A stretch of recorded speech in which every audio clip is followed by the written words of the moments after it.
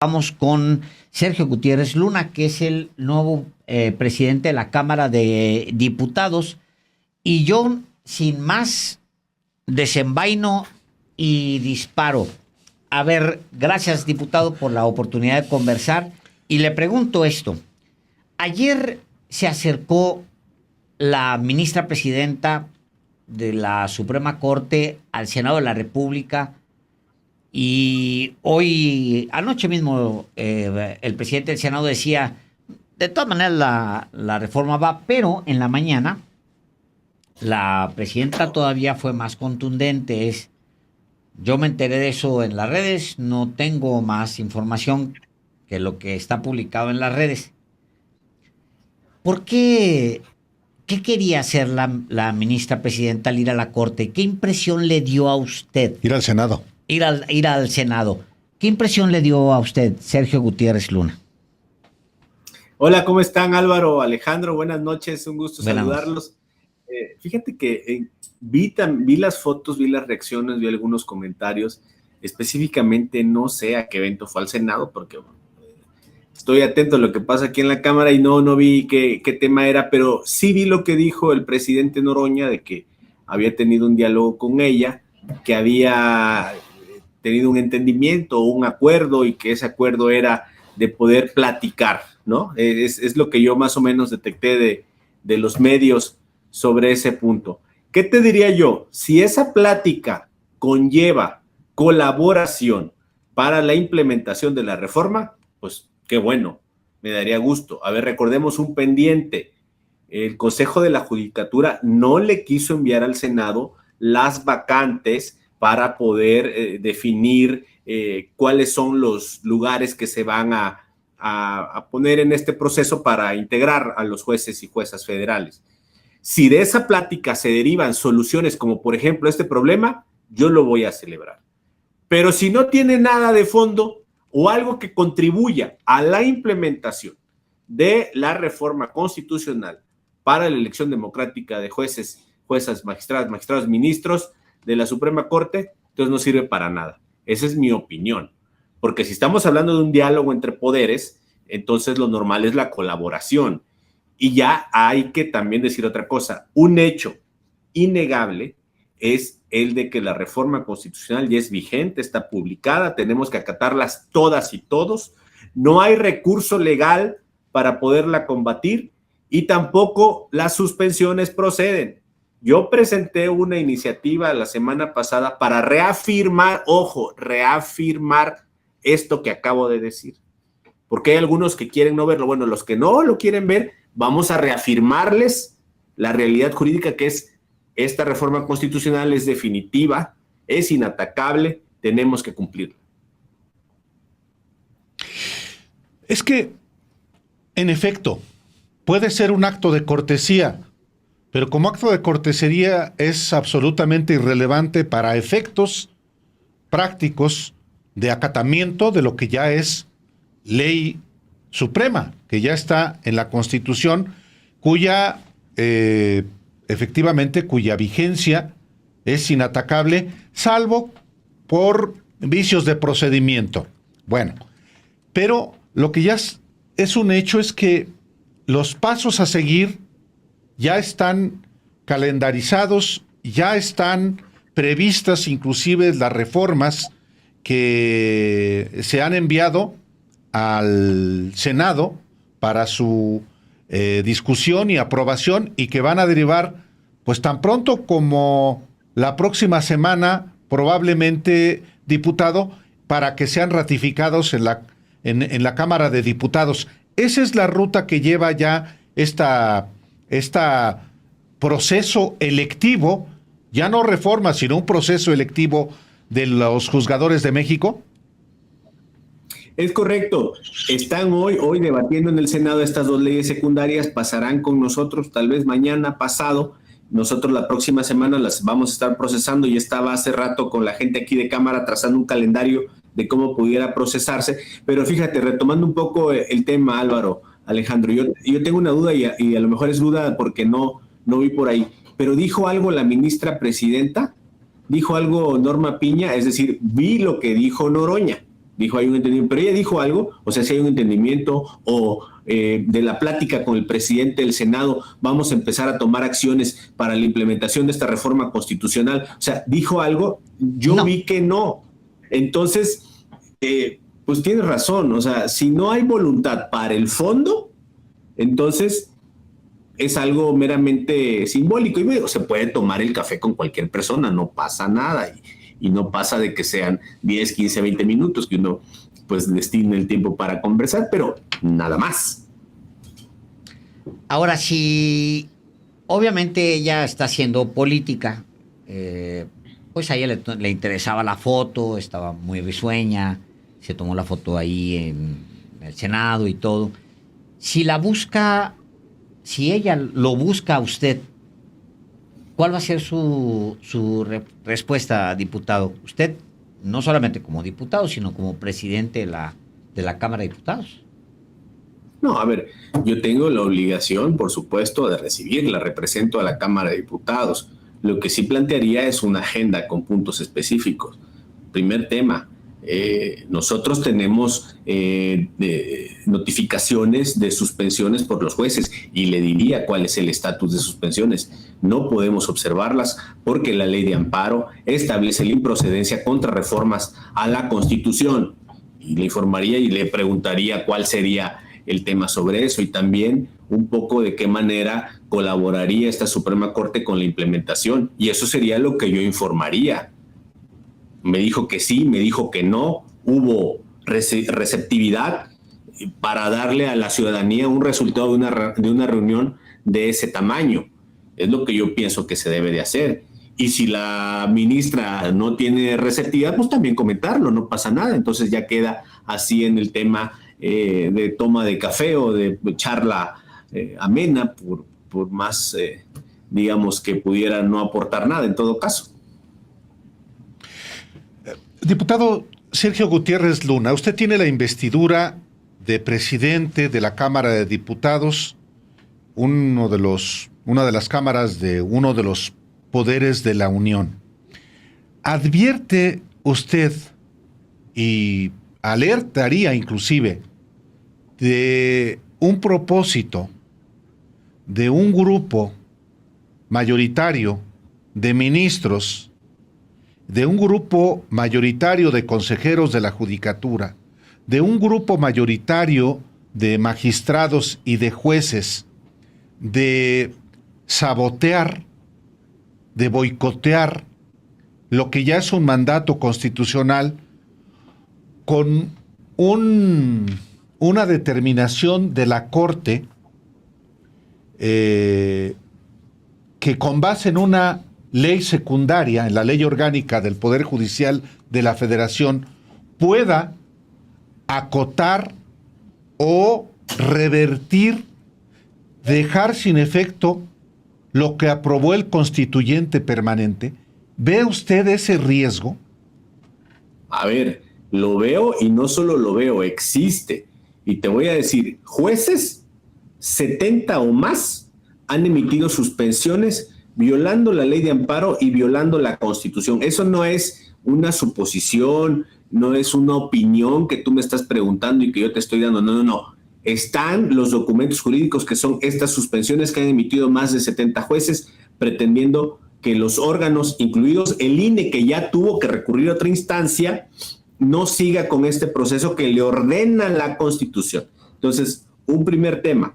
Ahí vemos estos jueces que están en esa tesitura y con esa intención de suspender, de bloquear, de impedir que se dé algo ya consumado.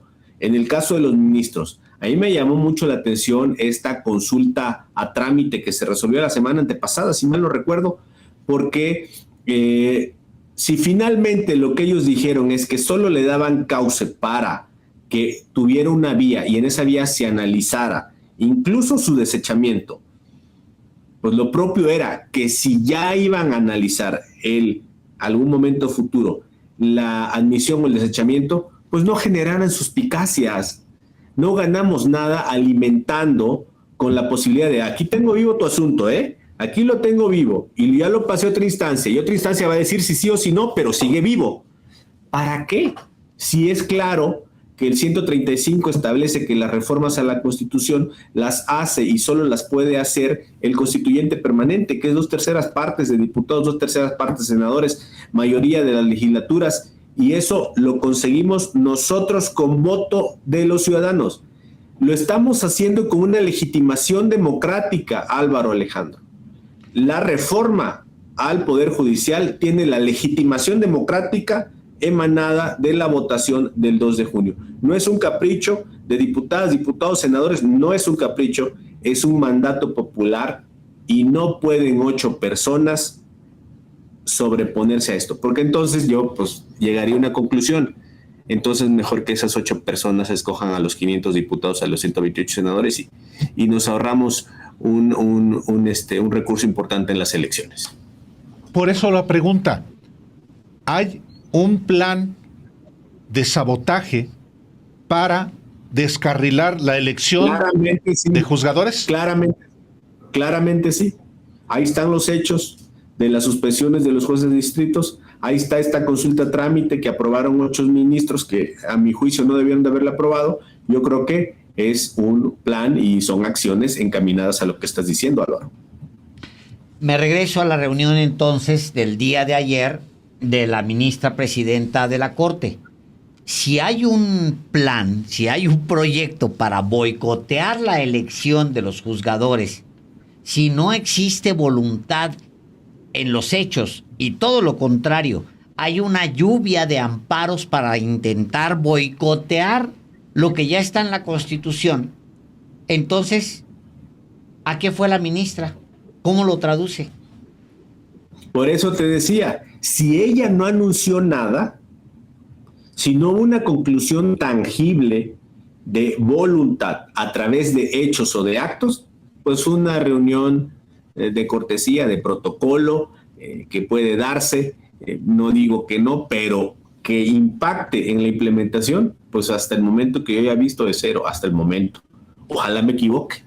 Y ojalá sí haya a partir de eso alguna voluntad que se construya, que también pudiera darse, Álvaro y Alejandro, a partir de esa primera reunión que se construya una voluntad, bueno, pudiera darse, y si es así, yo lo celebraría. Correcto. Una última pregunta de mi parte, diputado. Hay también señalamientos directos a fallos en la propia estructura normativa digamos, particularmente de las leyes secundarias. Hay, digamos que, contradicciones o errores de técnica legislativa que están en curso. No le ha llegado a la Cámara de Diputados, está en el Senado, pero ¿qué tanto esos vicios, o si se les puede llamar así, o errores de técnica legislativa para el procesamiento de leyes secundarias pueden impactar en términos de opinión pública y en términos también de darle elementos a jueces, magistrados y ministros para su plan de sabotaje? Mira, de lo que se ha hablado estos días es de la inconsistencia en la elección del presidente de la Suprema Corte, que correcto, no te impacte en el proceso y que no es, digamos, un asunto de urgencia en este momento. El asunto de urgencia en este momento son las leyes secundarias porque son las que van a normar todo el proceso de elección. Uh-huh. En algunas semanas podemos, si así se observa en conclusión, en todo caso, corregir esta posible contradicción, pero que solo va a impactar para cómo se elige al presidente de la Corte, que son 2 posibilidades. Una parte dice que sea por el que tenga más votos y otra parte que dice que sea entre sus compañeros. Eso ahorita no es inminente porque no tenemos ni ministros de la Corte, no se ha hecho el proceso, no se ha hecho nada. Entonces, no hay una urgencia. ¿Qué aprovechan algunos? Bueno, pues tratar de alimentar. Hay errores, está mal, hay que corregir. Lo que se tenga que corregir se corrige, Álvaro. Alejandro, no pasa nada, pero no vamos a parar el tránsito de este proceso que ya se inició. Y lo que te digo, es lo urgente ahorita, son las leyes secundarias que yo espero que ya nos las manden mañana. Ya yo inicio aquí los trámites para darle cauce parlamentario y tratar de sacarlas la próxima semana, a más tardar martes o miércoles. Correcto. Un último punto de mi parte. la reforma al Poder Judicial ya no es ni siquiera reforma, ya está en la Constitución. El oponerse cuando 8 ministros se oponen a este que es un mandato de 30, con 36, con un respaldo de 36 millones de votos, los 8 ministros entonces deliberadamente, abiertamente están violentando a la Constitución. ¿Es así? A mi juicio así fue, porque ellos dicen, fue el desahogo de una consulta y le dimos una vía. Pero tú le das una vía a algo que tiene alguna posibilidad.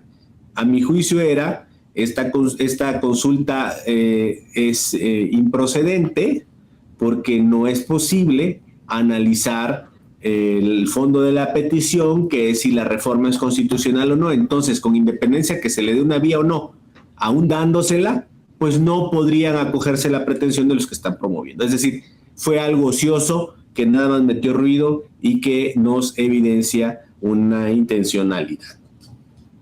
Ahora, lo que sí es cierto también, perdón, ya había dicho que era mi última pregunta, pero hay ya una controversia constitucional por parte del gobierno de Guanajuato. Se van a presentar más.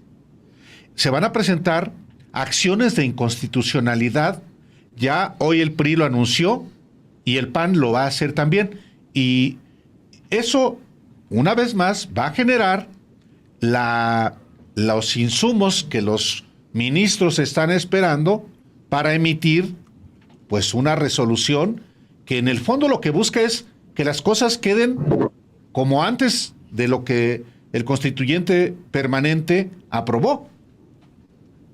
Así es, por eso era importante que en esta consulta trámite hubieran respondido esto que acabo de comentar, porque así ya cualquier otra promoción ya se moría. Ya era claro que hubiera existido un criterio que hubiera fijado línea jurídica y ya controversias, acciones de inconstitucionalidad, los amparos se hubieran quedado simplemente, pero no, le siguieron jugando aquí te lo tengo, ¿no? Aquí está el expediente y está vivo, y nada más lo que paso de un trámite a otro trámite y aquí te lo sigo manteniendo vivo. Usted entra, y ya con esto concluyo, ahora sí. Es que el señor Delgado, con gusto, con gusto. Es un placer estar aquí con ustedes. Desorden. Pone el desorden. Usted entra en un momento... Estás aquí como en la cámara, que ya van a acabar y todavía no acabamos el debate. No, culpa del señor Delgado en este caso. Con mucho gusto. Usted entra como presidente de la Cámara de Diputados, entra usted en un momento histórico clave, y la agenda de este primer tramo va a estar muy robusta, porque efectivamente, a diferencia de lo que pasó hace 6 años, usted hoy tiene, ustedes, la izquierda, tiene hoy mayoría para cambiar la Constitución, y la agenda que viene se antoja, pues va a ser muy agresiva. Eso es lo que viene. ¿Cuáles son las prioridades? ¿Cuál es la agenda que viene? Si nos puede usted resumir, diputado Gutiérrez Luna, porque sí se viene una agenda. Cambio de régimen. Cambio de régimen.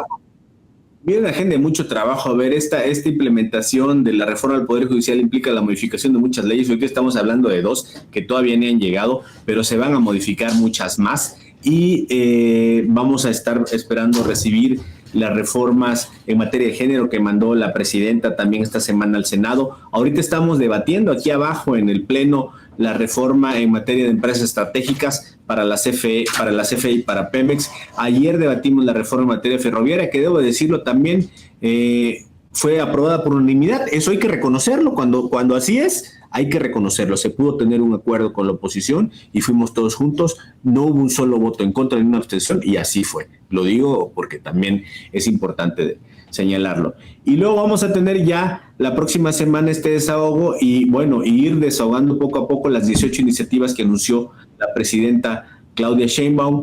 Es un periodo intenso del presupuesto, por supuesto. Ya vienen las ratificaciones de altos funcionarios de Hacienda. Un trabajal, pero contentos, cansados, pero sin sueño.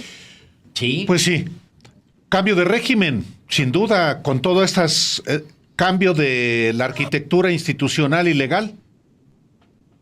Cambio de sistema, cambio de paradigmas, cambio de chip. Hubo una mayoría del pueblo que nos ordenó lo que sostuvimos en campaña. Nosotros no vamos a abdicar a esa obligación que tenemos, la vamos a sacar adelante. Tengan la confianza que vamos a ir hasta el final. Nos dieron los votos. Me he encontrado gente en la calle que me dice, les dimos los votos, saquen las reformas. Tengan la seguridad que así va a ser. Muchísimas gracias, diputado Gutiérrez Luna, presidente de la Cámara de Diputados. Gracias, un gusto saludarlos. Les estoy contando lo que va pasando por acá, si les parece bien. Sí, seguro. Muy bien. Claro. ¿Cómo claro. no? Este es su casa. Gracias.